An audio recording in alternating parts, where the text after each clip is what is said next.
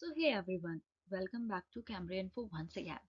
तो आज का जो ये वीडियो है ये बेसिकली फ्रेशर्स के लिए है। और फ्रेशर्स भी कौन से? जिनका 12th हो चुका है या फिर उनका 12th अभी कंप्लीट होने वाला है।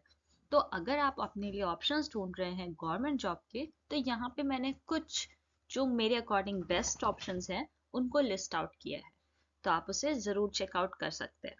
तो आइए हम लोग वीडियो को स्टार्ट करते हैं। तो इस वीडियो में बेसिकली मैं आपको बताने वाली हूँ कि कौन कौन सी ऐसी जॉब्स हैं जो आप 12th पास लेवल पे कर सकते हो। उसी के साथ आखिर आपकी एलिजिबिलिटी क्या है उनके लिए, एज क्या चाहिए आपको, और आपको कौन सी पोस्ट मिलेगी उससे, और साथ ही में किस लोकेशन पे आपकी पोस्टिंग हो सकती है। और लास्ट में हम लोग डिस्कस करेंगे कि आखिर इनका सैलरी क्या रहेगा। ठीक है, तो आइए शुरू करते हैं।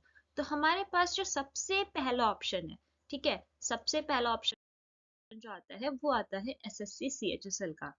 वैसे तो काफी लोगों ने इसके बारे में सुना भी होगा। ये वन ऑफ द मोस्ट अच्छा एग्जाम्स है। पूछे क्यों? क्योंकि साल में वन टाइम इसको कंडक्ट कराया जाता है, और इसे कंडक्ट कराने में एसएससी ही कंडक्ट कराता है। सेकेंड चीज ये है कि इसकी जो वैकेंसीज हैं काफी निकलती हैं। और इसके लिए जो आपकी एलिजिबिलिटी होती है इसमें सिर्फ 12th पास लोगों के लिए होती है। ठीक है, आप इसकी एज की बात कर लें तो 18 से 27 साल है। बाकी हाँ, जो मतलब रिजर्व कैटेगरीज होती है उनके रिलैक्सेशंस अलग होते हैं, वो मैंने यहाँ पे मेंशन नहीं किए हैं। ठीक है, अब नेक्स्ट चीज आ जाती है कि आखिर एसएससी सीएचएल से आपको पोस्ट कौन सी मिलती है। ठीक है, तो आपको डेटा एंट्री ऑपरेटर है, जूनियर असिस्टेंट है, पोस्टल असिस्टेंट है, लोअर डिवीजन क्लर्क है। ये सब आपको वैकेंसीज मिल जाती हैं। ठीक है, ये पोस्ट आपको मतलब मिल जाती हैं। ठीक है, अब नेक्स्ट बात कर लें तो इसकी जो लोकेशन रहती है वो ऑल ओवर इंडिया है, आपको कहीं पे भी पोस्टिंग मिल सकती है। तो it's a good option. And secondly बात कर लें तो इसमें बोथ मेल और फीमेल दोनों ही लोग एलिजिबल है। ऐसा नहीं है कि सिर्फ मेल्स कर सकते हैं या फीमेल्स नहीं कर सकते, या सिर्फ फीमेल की हो, इसमें दोनों एलिजिबल रहते हैं। ठीक है, इसलिए ये one of the best option consider किया जाता है। नेक्स्ट ऑप्शन जो हमारे पास आता है वो भी हमारे पास एसएससी के ही उससे आता है, जो कि होता है स्टेनोग्राफर का। ठीक है, इसके लिए भी एज जो है वो सेम रखी गई है, 18 टू 27। और इसकी जो पोस्ट है वो रहती है स्टेनोग्राफर ग्रेड डी की और ग्रेड सी की। ये दो कैटेगरी होती है इसके पोस्ट की। इसके लिए आपको स्टेनो यानी कि शॉर्ट हैंड आनी चाहिए। बस इसमें ये रिक्वायरमेंट और रहती है क्योंकि इसमें आपका जो स्टेजेस होती हैं पेपर के कंडक्ट होने के बाद, तो उसमें आपका एक छोटा सा स्किल टेस्ट होता है स्टेनोग्राफर के लिए। ठीक है, जिसको आपको क्वालिफाई करना होता है। नेक्स्ट बात कर ले लोकेशन की, तो इसकी भी ऑल इंडिया लोकेशन है। ठीक है, आप कहीं से भी हो कहीं पे भी अप्लाई कर सकते हो, कहीं पे भी ऑल ओवर इंडिया वो आपको पोस्टिंग भी दे देते हैं। और इस पोस्ट के लिए भी दोनों ही मेल और फीमेल एलिजिबल रहते हैं।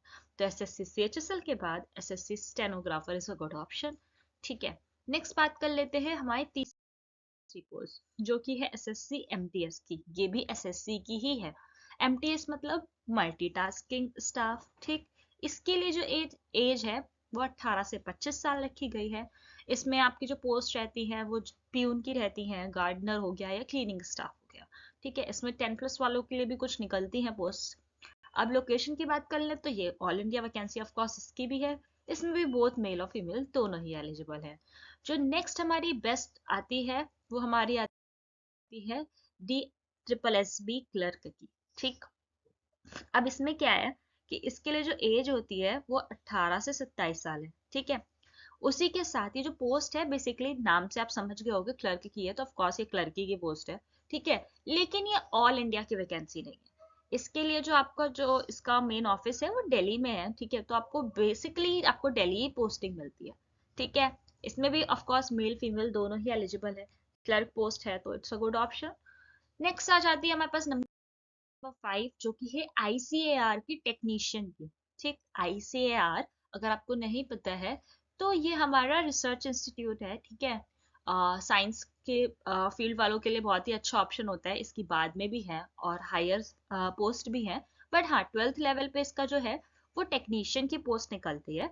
और वो टेक्नीशियन भी क्या, जैसे आपका नहीं होता है सिविल हो गया, मैकेनिकल हो गया, इस इन सब फील्ड्स में निकलती है। ठीक है, इन सब फील्ड में आपको टेक्नीशियन के पोस्ट पे रिक्रूट करा जाता है। अब इसकी लोकेशन की बात कर ले तो जहां भी आईसीएआर का इंस्टीट्यूट है, मतलब जहां भी इनके रिसर्च सेंटर्स हैं, उसी ब्रांचेस में आपको इसकी पोस्टिंग मिलती है। इसमें भी दोनों ही मेल फीमेल दोनों एलिजिबल होते हैं। तो एंट्री लेवल पे आईसीआर में घुसने का ये बहुत अच्छा तरीका है, ठीक है, it's a very good option. Next बात करते हैं नंबर 6, तो ये आती है हमारी रेलवे की, ठीक है, आरपीएफ। और इसकी एज जो होती है वो 18 से 25 साल है। ये पोस्ट जो है वो कांस्टेबल की रहती है, ठीक है।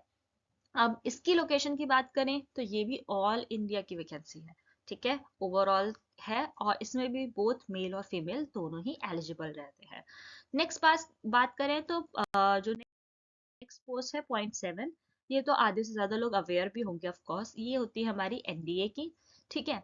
अब एनडीए के लिए इसके लिए जो एज है वो 16.5 यानी कि 16.5 साल से 19.5 साल रहती है, ठीक। इसमें अब आप 12th अपीयरिंग है या 12th पास आउट है, मतलब 12th पास आउट वाले अप्लाई कर सकते हैं, जैसे जो इस साल कर रहे हैं, of course they are eligible. लेकिन इसमें छोटा सा लूप है, इसमें ये बात नहीं है कि आपने 12th पास करा है तो आप एलिजिबल हो। जैसे बाकी सभी पोस्टों में अगर आपने आर्ट से करा है, कॉमर्स से करा है, साइंस से किया है, जिससे भी किया था आप एलिजिबल थे।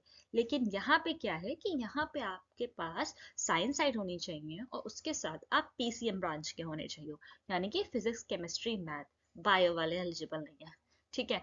अब इससे क्या होता है कि इससे आपकी जो पोस्टिंग होती है, ठीक है, वो आपकी जो है इंडियन आर्मी में या एयरफोर्स में या नेवी में अलग अलग है, उसमें कट ऑफ के अकॉर्डिंग आपको वहां पे पोस्टिंग का रहता है सीट, ठीक है। ये भी, इसमें भी दोनों ही मेल और फीमेल बोथ आर एलिजिबल, ठीक है। अब नेक्स्ट बात कर लेते हैं नंबर 5 की। तो नंबर 8 की लास्ट वाली, तो लास्ट हमारी है एसएससी की सिलेक्शन पोस्ट की वैकेंसी। अब ये सिलेक्शन पोस्ट की वैकेंसी क्या है, तो एसएससी की जो जनरली आप देखोगे कैलेंडर में, तो सबसे पहले एसएससी की सिलेक्शन पोस्ट की वैकेंसी निकलती है, जिसकी एज 18 से 30 है। अब आप सोचेंगे 18 से 30 क्यों है, तो बेसिकली असल में जब भी पोस्ट निकलती हैं तो इसमें 10+2 लेवल की यानी कि 12th पास वालों की, ग्रेजुएट लेवल की और 10th पास वालों की भी, ये मिक्स वैकेंसी निकलती है, ठीक है। आपको वहां पे पर्टिकुलर पोस्ट पे अप्लाई करना होता है जिसके लिए आप एलिजिबल होते हो, ठीक है। तो ये मिक्स वैकेंसी निकलती है, और इसमें ऐसा नहीं है कि आपका पेपर ग्रेजुएट लेवल का होगा, इसमें पेपर भी अलग अलग लेवल पे अलग अलग दिन कंडक्ट कराया जाता है। तो आप जैसे 12th पास हो तो आप 12th पास लेवल के लिए अप्लाई करोगे उन पोस्टों के लिए जो उस समय वैकेंसी में निकली होंगी। तो ये एक ऑप्शन है, you can try for it. Best part इसमें ये है कि इसका सिर्फ सिंगल पेपर होता है, ठीक है, इसका सिर्फ एक पेपर होता है।